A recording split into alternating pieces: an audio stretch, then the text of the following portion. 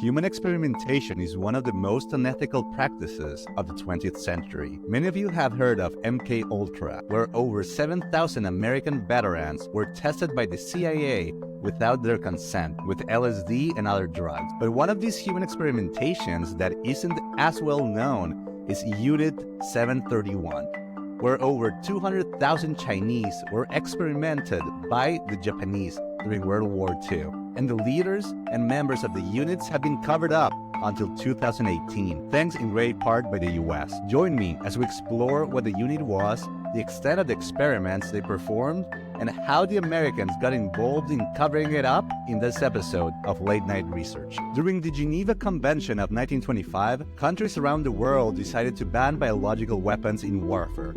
Japan reasoned that if most countries signed it, it means that biological weapons are effective, so they got ready to work on them. The unit was created under the name Epidemic Prevention and Water Purification Department, situated in China after a Sino-Japanese war. The codename for the subjects was logs, and some results were published on peer-reviewed scientific journals calling the subjects long-tailed monkeys. So Japan was seeking to become the foremost power of biological warfare.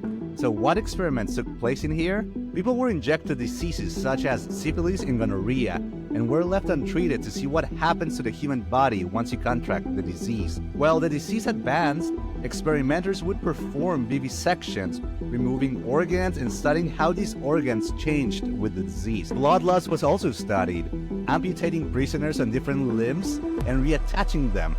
To produce the most lethal bioweapon, prisoners were infected with the bubonic plague, cholera, smallpox, typhoid, and paratyphoid, which then, depending on the results, the Japanese would go on and infect the food of different Chinese cities, even suspecting victims infected clothing and supplies, or fly an airplane containing a flea bomb to spread disease to thousands. Before Japan surrendered, they were going to launch a kamikaze attack to San Diego to infect people with the Black Death, but Japan surrendered 5 weeks earlier. Other experiments included exposing people with lethal doses of X-rays, injecting blood of different animals to humans, making people's heads blow up on low-pressure chambers, dehydration experiments to see what people would do without water, freezing experiments, rape experiments to see how diseases were transmitted, and many, many more.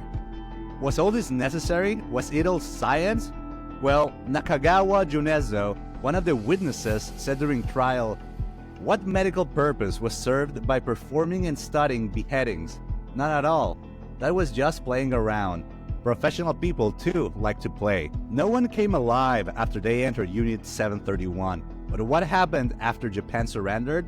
The Russian army was reaching the unit, and Japanese leadership got ordered to destroy any incriminating evidence, as well as kill any remaining prisoner, and finally to blow up the complex. A lot of documents and witnesses still remain, so America arrived, and Lieutenant Colonel Murray Sanders was investigating the biological weapons of the Japanese. The Japanese, afraid of facing trials by the Russians, said that they would talk. General Douglas MacArthur, the supreme commander of the Allied powers, struck a deal with the Japanese.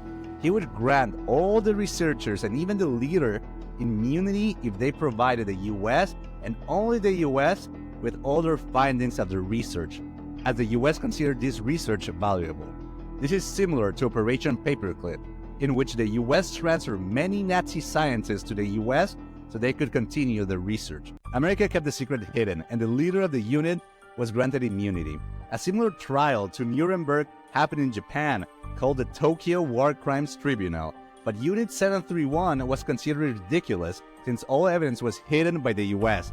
After the existence and the extent of the atrocities were revealed years later, one of the judges that participated in the trial said, "It is a bitter experience for me to be informed now that centrally ordered Japanese war criminality of the most disgusting kind was kept secret from the court by the US government." Starting in the 80s, evidence started surfacing, and at the end of the 90s, the Japanese government reluctantly admitted that the unit existed. It wasn't until 2018 when all the names of the people involved were released to the public. It is one of the least talked about tragedies of World War II, and one that is still unpunished. If you like this video, please make sure to give it a like and subscribe. Thank you so much for watching.